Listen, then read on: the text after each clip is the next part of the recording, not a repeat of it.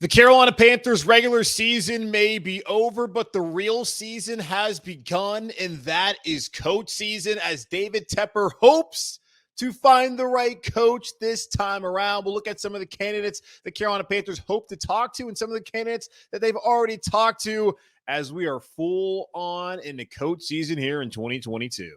You are Locked On Panthers, your daily Carolina Panthers podcast. Part of the Locked On Podcast Network. Your team every day.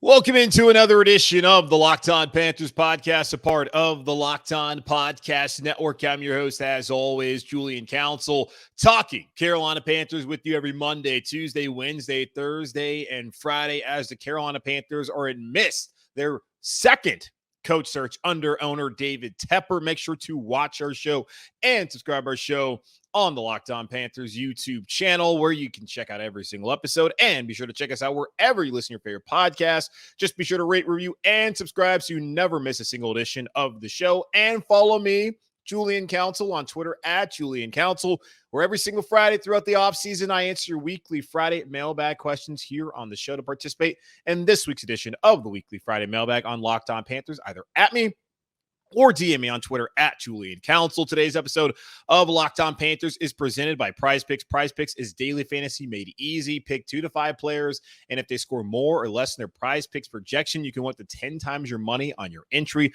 First-time users can receive 100% instant deposit match up to $100 with promo code Locked On. That's prizepicks.com, promo code Locked On. So I thought about doing a postmortem of the 2022 Carolina Panthers season today. I don't think that's necessary at this point in time. We'll have plenty of time to look back on what happened maybe next week. But with all the coaching search news coming out, I'm going to have to delay that. Probably also going to delay the offseason checklist that I thought I was going to do on Thursday. May still do it on Thursday. Not quite sure yet. But considering the Panthers don't have a head coach, I don't know if I can necessarily put together the checklist like I want to. Like, there are certain players that's like, hey, I still want Bradley Bozeman here no matter who the head coach is. But does Deontay Foreman fit what the new head coach might want to do, especially if it's an offensive guy?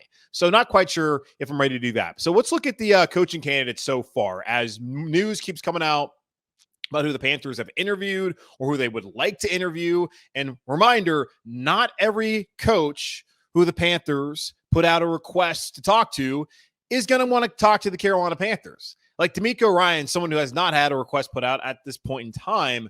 He already had one from the Houston Texans. He played for the Texans, but I saw from Albert Breer, Monday Morning Quarterback Sports Illustrated, that D'Amico Ryans, who made a lot of money in the NFL and is in a really good organization with the 49ers, he can be picky. He pulled out of the Vikings job last year, which went to Kevin O'Connell. That worked out for them this year as they won all those close games.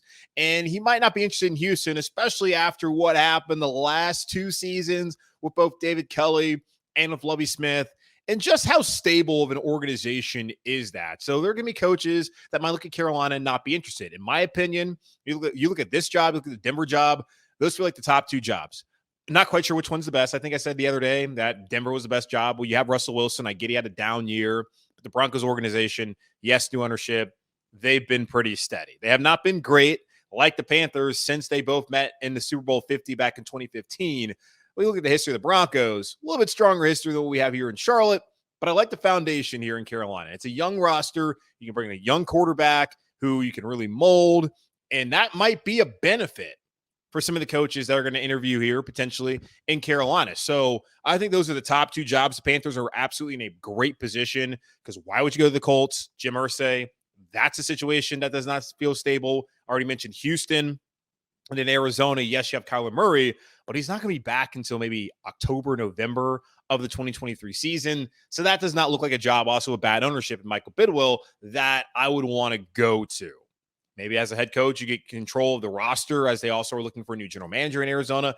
Either way, the Carolina Panthers, I think, are sitting in a pretty good position this coaching cycle as they are not, if not the most attractive job, one of the 2 most attractive jobs in this coaching cycle here in the NFL in this offseason. All right, so 2 people have interviewed so far as of this recording.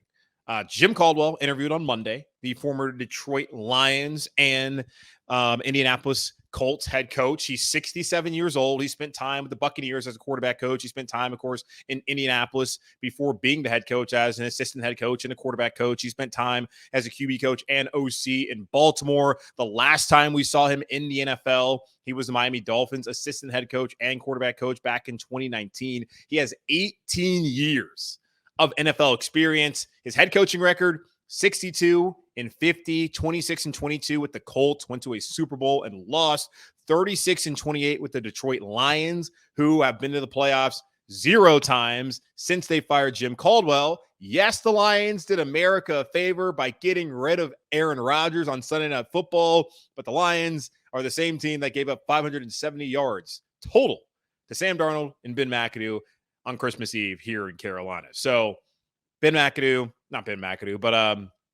Jim Caldwell was a solid coach in the NFL when he's a head coach. He has 1 year of experience as an OC and 10 years of experience working with quarterbacks. And that is really what I'm looking at these resumes. Your NFL experience, how long you've been an OC, and how long you've been a quarterback coach, as it looks like David Tepper has a type. So Jim Caldwell interviewed on Monday. He fulfills one of the 2 external minority candidate Rooney Rule boxes that need to be checked. He's an older candidate, former Wake Forest coach, as we know, if you want to bring back the North Carolina ties. I don't look at Jim Caldwell as having a serious opportunity to get this job in Carolina, but we'll see. Steve Wilks interviewed on Tuesday. Wilks, of the candidates I'm going to list, is the only one with a defensive background to this point. I have not seen Jonathan Gannon, the defensive coordinator in Philadelphia, be requested yet by David Tepper. I have not seen D'Amico Ryans, the defensive coordinator out in San Francisco with the 49ers, be requested by David Tepper yet. And that's someone who I'd love for David Tepper to talk to. And we had talked about this even before we found out Matt Rule was fired after that Week 5 loss to San Francisco, that, man, that looks like a guy that David Tepper should talk to when the time comes to interview head coaches. And so far, it does not look like David Tepper is very interested in speaking to D'Amico Ryans, but it's very early in the process. We'll see. It's not like he can interview right now anyways. Now, they've also asked to interview 4 different offensive coordinators. Ken Dorsey, who we all know and possibly love. I'm not quite sure where Panther fans are on Ken Dorsey, who we know spent 2013 through 17 as the Panthers quarterback coach, coaching Cam Newton, some prosperous years there in 13, 14, 15, and in 17. 4 out of those 5 years, Panthers went to the playoffs. Steve Wilks is here as well during that period of time. Then he went to Buffalo during 2019 and 2020, or he's been there since 2019, rather, with Sean McDermott, who was the defensive coordinator here during that period of time that Ken Dorsey was in Carolina. He's 41 years old right now. He currently serves as the Bills offensive coordinator, but he's been the quarterback coach. He's been the passing game coordinator, a little tag that they put there to make it look like you have a little bit more of an important job than you actually have. He has 9 years of NFL experience as a coach. He also played as a quarterback in the NFL.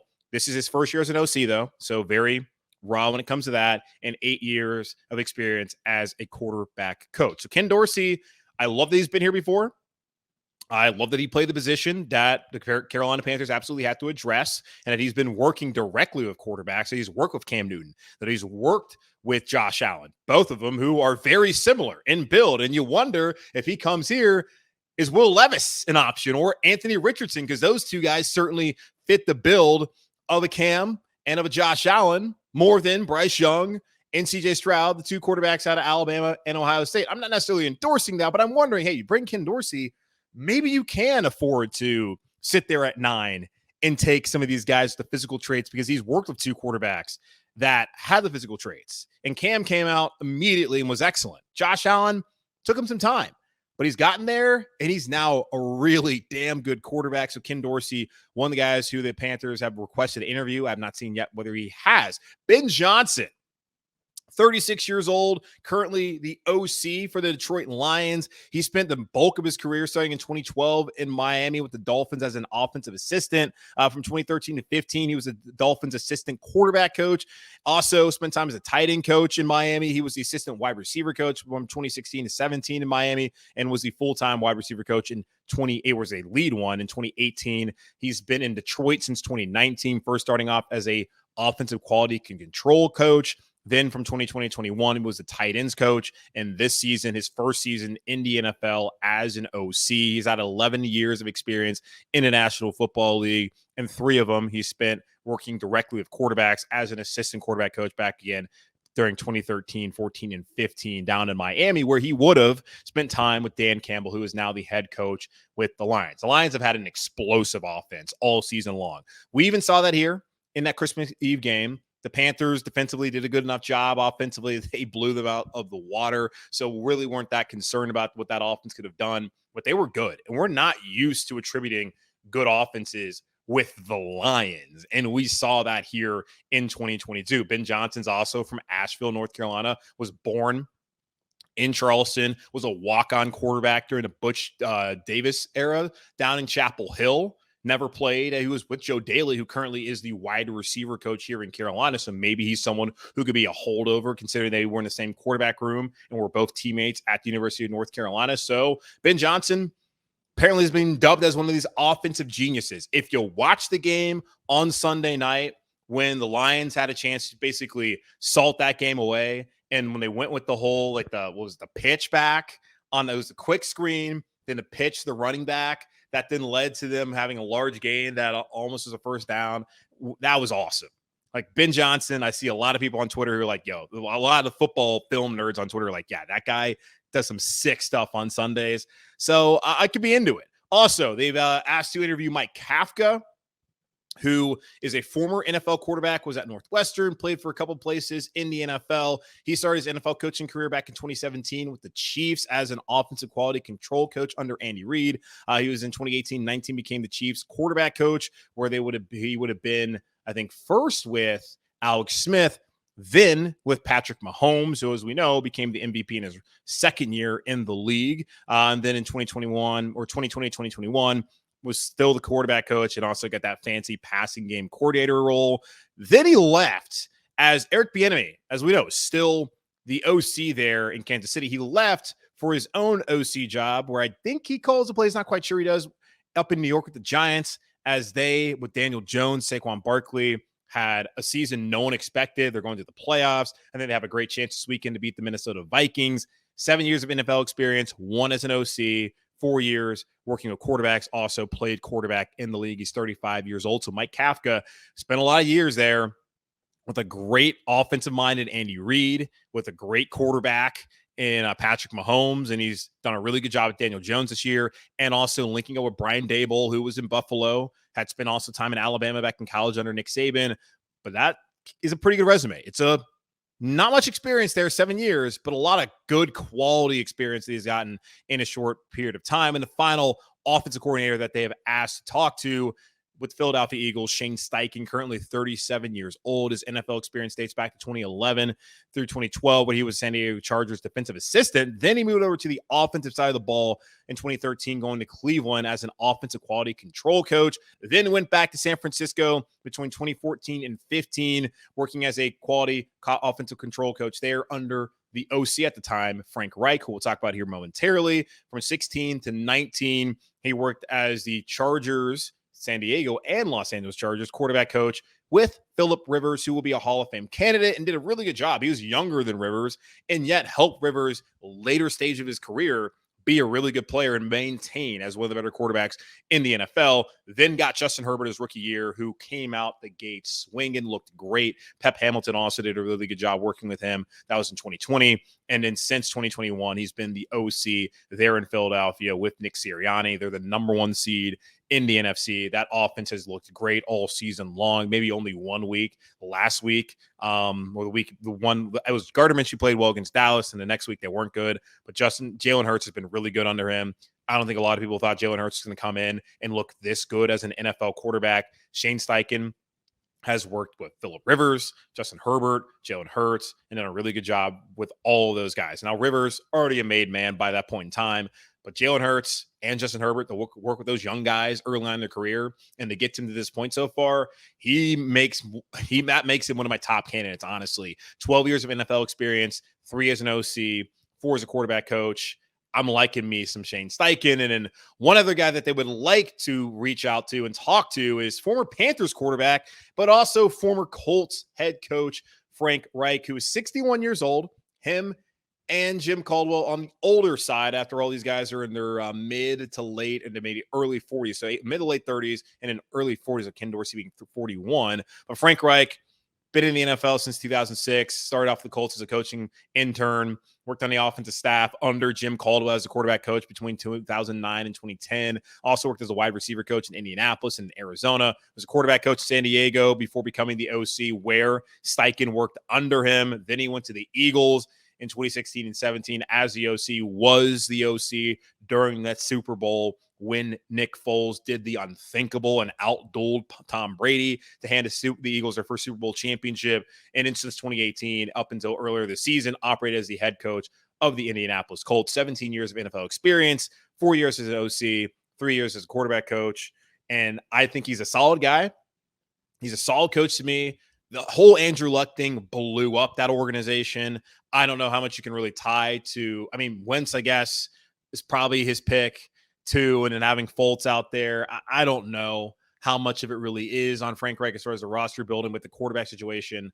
The last couple seasons just has not been there with Frank Reich there in Indianapolis. So those are the candidates right now. As far as when can they interview, Shane Steichen and Ben Johnson can both interview virtually this week. As Steichen, they have the bye and they're the number 1 seed. Johnson, their season's over. Ken Dorsey, Mike Kafka have to wait until after the wild card game since their teams are playing this weekend.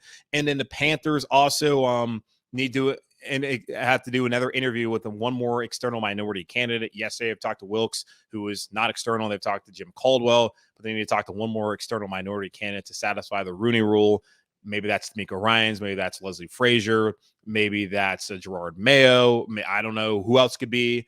But that's your quick update as far as the candidates and my brief thoughts on all of them. Now, when you look at that list, you got Steve Wilks, defense, Jim Caldwell, offense, Ken Dorsey, offense, Ben Johnson, offense, Frank Reich, offense, Shane Steichen, offense, Mike Kafka, offense. And you look at the ages also of those 4 current OCs, 41, 36, 37, 35. Feels like David Tepper has a type. And that concerns me.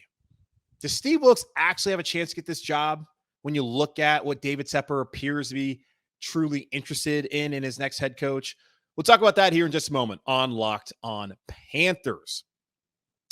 Go to TurboTax and don't do your taxes. Meet with an expert who'll do them for you. TurboTax experts can relieve you from the stress of taxes and file for you so you can do not taxes. Show your eyes things that are not taxes. Unpack a moving box of not taxes. Taste not taxes. Sing not taxes. A beautiful lullaby. Hope not taxes to sleep through the night.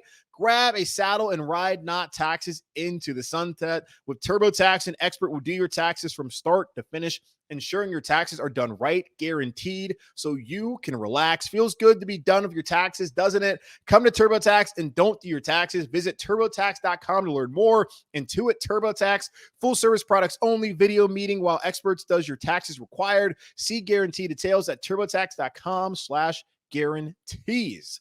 Ultimate Football GM, which I'm really geeked about, which they're one of our new partners as a sponsor. Today's episode, the mobile game Ultimate Football GM. Ever dreamed of becoming an NFL GM and managing your football franchise? Well, your dream can come true, and this game is definitely for you. Manage every aspect of the team, play through the season, and lead your team to glory. You're responsible for hiring the right coaches and coordinators, trading players, making draft picks, navigating your franchise through free agency and the draft, and all the ups and downs of a season. All this in a challenging and realistic game world. Ultimate Football GM is completely free and playable offline. Play on the go as you want and when you want to. Locked On Panthers listeners can get a 100% free boost to their franchise when using promo code Locked On in the game store. That's Locked On in all caps, so make sure to check it out today. To download the game, just visit ultimate-gm.com or look it up in the app stores. That's ultimate-gm.com. Ultimate Football GM, start your dynasty today. All right, so look at the candidates right now. Look at the people that have interviewed. Jim Caldwell, offensive coach. Steve Wilks, defensive coach. Look at the candidates that David Tepper wants to interview. Ken Dorsey, offensive coach, young, 41 years old. Ben Johnson, offensive coach, young, 35 years old. Mike Kafka, offensive coach, young, 35 years old. Shane Steichen, offensive coach, young, 37 years old. And then I guess he's the old man as well in the room, along with Jim Caldwell. No offense, not trying to be an ageist. In Frank Reich, 61 years old, offensive background. And it's not just that. Ken Dorsey, played quarterback in college and briefly in the NFL, maybe not at a high level, played in the NFL, though. We know about Frank Reich and the massive comeback he had in the playoffs with the Buffalo Bills. Also, Ben Johnson might have been a walk-on quarterback at Carolina, but hey, quarterback nonetheless. And then Shane Steichen, don't know what his background is. Mike Kafka was probably the best of the quarterbacks not named Frank Reich of the group, as he played in the NFL briefly, but also, of course, played quarterback in college. So it's not just the guys have offensive backgrounds. It's not that they have quarterback backgrounds. It's that they were quarterbacks. And that makes it very obvious to me that David Tepper is not looking for a defensive coach. And we've heard the reports before, and we've talked about this. I brought up Benjamin Albright of KOA out there in Denver, who has really good source information. Go follow him on Twitter, guys. I think it's Albright NFL with 2 L's. Does a really good job. Not 2 L's in the NFL, but 2 L's in his name. Albright does a really good job in covering the league and really getting source information. Of course, if you like the Broncos for whatever reason, you're watching this podcast, you can also check that out. But he's brought up that David Tepper wants an offensive guy. I've seen Dan Graziano, ESPN.com, bring up that David Tepper wants an offensive guy. And all you need to do is look at the candidates and know that David Tepper wants an offensive coach. So seeing that, how good of a chance does Steve Wilks have? I saw Thomas Davis come out on Instagram and say that Steve Wilks should be the head coach. I saw Torrey Smith, who I don't know, was Torrey here? I think he would have been. So I think he would have been here briefly when Steve Wilks was here in Carolina. Probably the 2017 season might have been the time. I'm trying to think. 2017. No, I don't care. Whenever it was, I don't remember what it was probably 2018 rather. So Wilks was gone by then. So I think he might have been here at some point in time. I don't know if he was with Steve Wilks or not, but whatever. Saw Torrey Smith come out and say that Steve Wilks deserves a job. Hell, I've seen Tony Kornheiser on PTI. I've seen the same thing with Michael Wilbon. I've seen so many people come out and say Steve Wilks should get that job. I want to say Bill Cowher also of CBS and the NFL Today have said the same thing. A lot of folks, including the players, have come out and said Steve Wilks won that locker room. He got those guys to buy into what he wanted to do, to buy in and build a culture and a personality and identity of that football team. And under all the circumstances of the coaches leaving, trading away Christian McCaffrey, Robbie Anderson, if you want to throw him in there as well, having Sam Darnold and Baker Mayfield and PJ Walker all start games, he went 500 over the last 12 weeks. And as Wilks said, let's call a spade when he talked to the media on Monday during exit interviews. None of y'all thought we were going to do this. And certainly the owner, David Tepper, had no thought of the Panthers having a kind of success under Steve Wilks. Maybe he saw something in him and thought that, yeah, this man can lead these men the rest of the way. But he really think that Steve Wilks is going to go turn around and go 6-6 and have this team on the doorsteps of the playoff? No. And I'm wondering to myself too, was there ever any concern from David Tepper? Like, damn, this guy goes out there and wins the playoffs, goes like to the division, wins the division. Do I have to hire him? We already saw last year, and this has been brought up by Thomas Davis in his Instagram post saying that Steve Wilks is an endorsement, rather saying that Steve Wilks was a post, but is an endorsement saying that Steve Wilks should be the head coach, that the Raiders, Mark Davis, the owner there, decided that, you know what, we're good. Rich Bisaccia, I'm fine.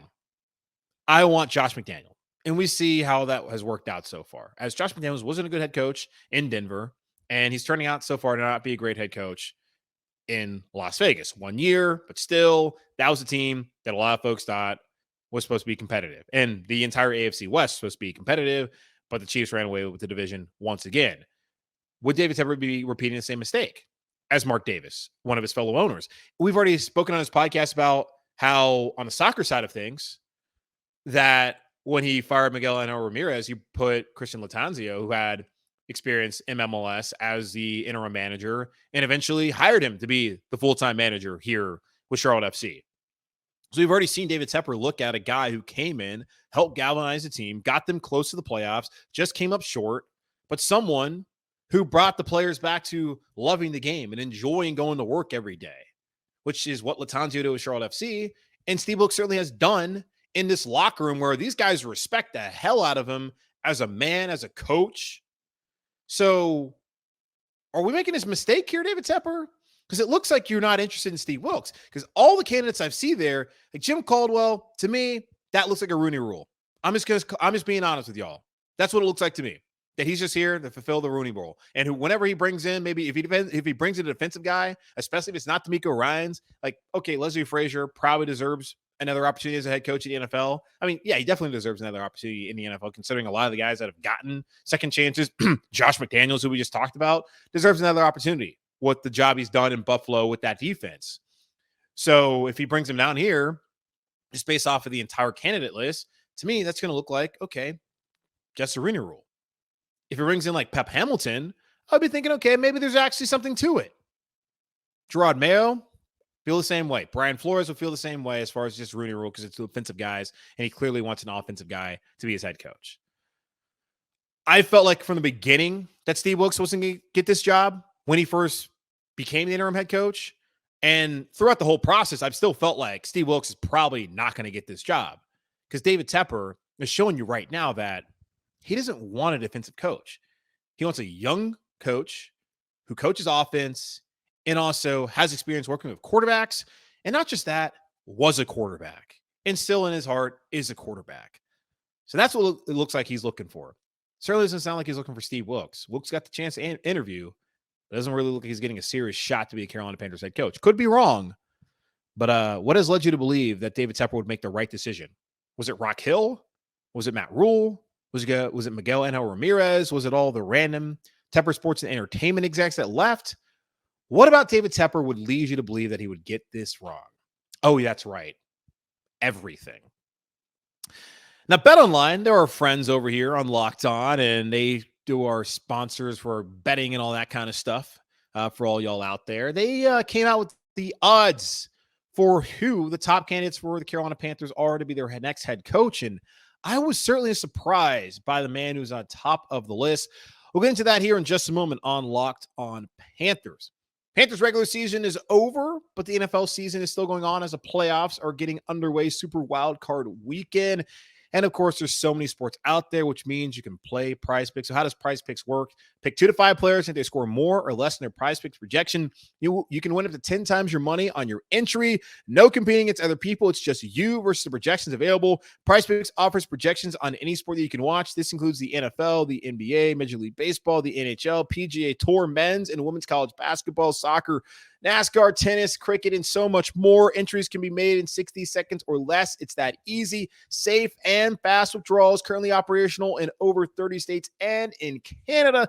Download the PrizePicks app. Go to prizepicks.com to sign up and play daily fantasy sports. First-time users can receive a 100% instant deposit match up to $100 with promo code Locked On. So this is how it works. If you deposit $100, PrizePicks will give you $100. If you deposit $50, PrizePicks will give you $50. Don't forget to enter promo code Locked On at sign up for an instant deposit match up to $100 when you download the PrizePicks app or go to prizepicks.com today. The fine folks over at BetOnline decided to release their odds on who is the favorite to be the next Carolina Panthers head coach heading into 2023. And I was legitimately shocked when I saw this list because I did not expect this man to be atop of the list. And who is it? It is Lions offensive coordinator Ben Johnson, who has 5-1 odds currently to become the next Carolina Panthers head coach. As I mentioned earlier in the show, the Carolina Panthers have already requested to interview him. He can interview as soon as this week virtually as the Lions season is over. He's an Asheville native, was originally born in Charleston, played as a walk-on quarterback at the University of North Carolina at Chapel Hill, established in 1789. It is as it was meant to be, the University of the People.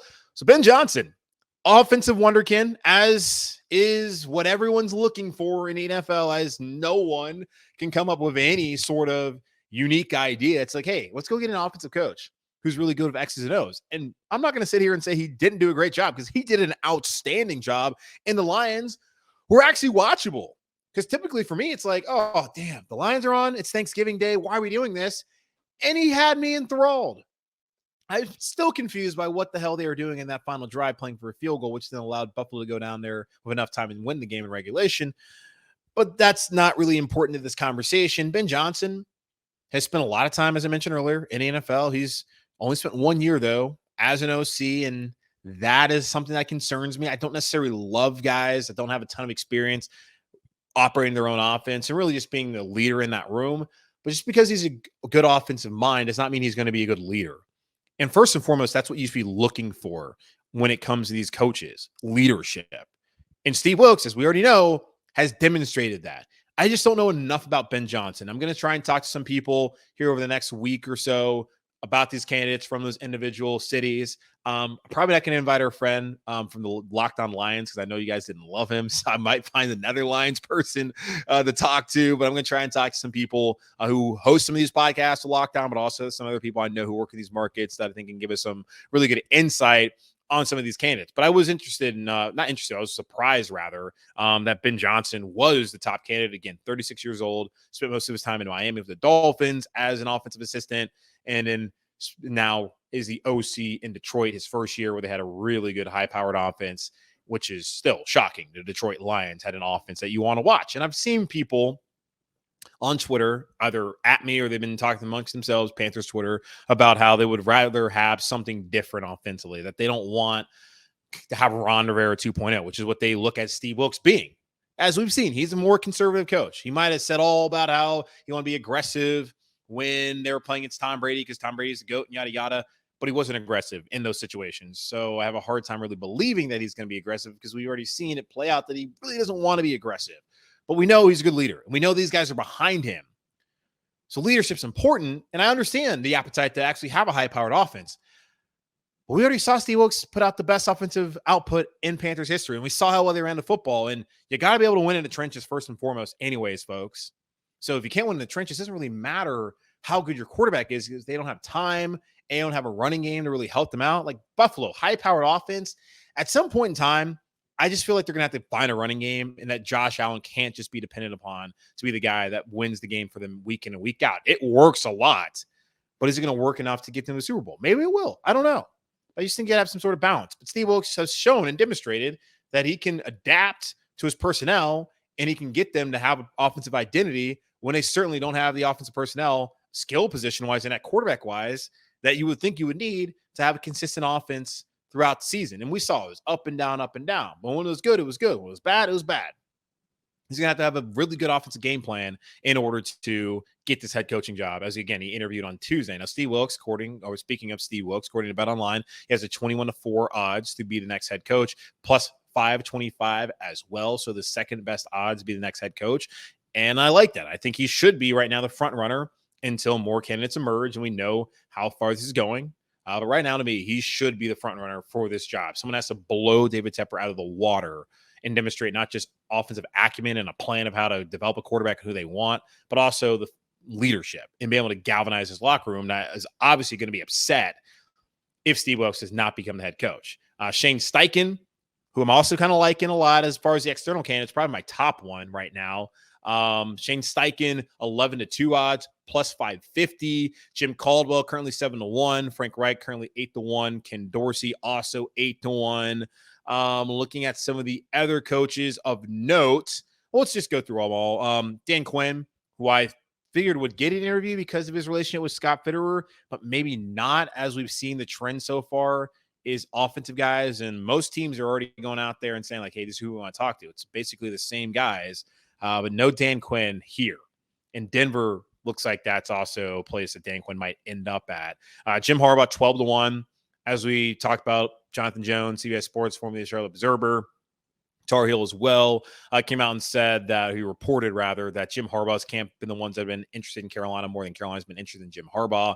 And I think it's a little telling that Harbaugh has not received an interview request or anything so far, considering that they had the conversation last week and that has not materialized in anything at this point in time. Obviously, it could change. Brian Flores, not quite sure how much he's going to get attention as far as being a head coach this year with the ongoing lawsuit, but I know he got a request from the Browns to interview for the new DC job as Joe Woods was relieved of his duties on Scapegoat Monday. He's 14-1. D'Amico Ryans, who I would love to have here, but as I mentioned earlier, he can be picky. He's 14-1. Leslie Frazier, who might get an interview just to fulfill the Rooney Rule. He's 16-1. Darrell Bevel, I don't even know where Darrell Bevel's at anymore. He's 20-1. He might be up in New York, right? I think so. Eric Bieniemy, haven't seen anyone really interested in him yet. He's 20-1. Sean Payton, it would cost a fortune to trade for him, and then you wouldn't be able to get a quarterback probably. He's 20-1. Bill O'Brien, 25-1, likely headed up to New England, rather, to be their new OC or their OC again. Byron Leftwich, Bucs offense was terrible this year compared to what we thought they were going to be. 25-1, Kellen Moore, 25-1 into Raheem Morris, the Rams DC, 33-1. Saw that he could possibly head over to Denver with Dan Quinn if Sean McVay does leave. So Ben Johnson is your top guy at 5-1. Steve Wilks is second at 21-4. And Shane Steichen at 11-2. So we'll see. Jim Caldwell again 7-1. Frank Reich 8-1. Ken Dorsey also 8-1. Oh, man, I love Ben Johnson as a play caller. I don't want to get wrapped up in he's a great offensive play caller. He's worked with quarterbacks before, even though he wasn't the lead quarterback coach. The offense looked great. I'm sure he obviously has input on what happened with Jared Goff this year. I'm not going to say he didn't have any input at all of the quarterback. I just don't necessarily love a guy who has 1 year of experience as an OC, not a ton of experience really working hands-on for quarterback, and also is like still very young, and I don't know if he truly is a leader of men.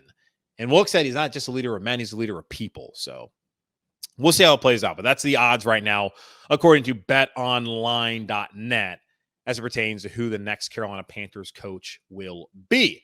All right, that's going to wrap up this edition of the Locked On Panthers podcast, a part of the Locked On Podcast Network, hosted by yours truly, Julian Council. Again, y'all, be sure to watch the show, subscribe to the show over on our Locked On Panthers YouTube channel. Keep it locked here as we continue to update you on the Carolina Panthers coaching search. And you can check out the podcast wherever you listen to this podcast and all your favorite podcasts. Just be sure to rate, review, and subscribe. And follow me, Julian Council, on Twitter at Julian Council, where every single Friday I answer your weekly Friday mailbag questions here on the show, either at me or DM me over on Twitter at Julian Council. Participate in this week's edition of the weekly Friday mailbag. In the meantime, be safe, be happy, be whole. As always, keep pounding, and I'll talk to y'all on Thursday.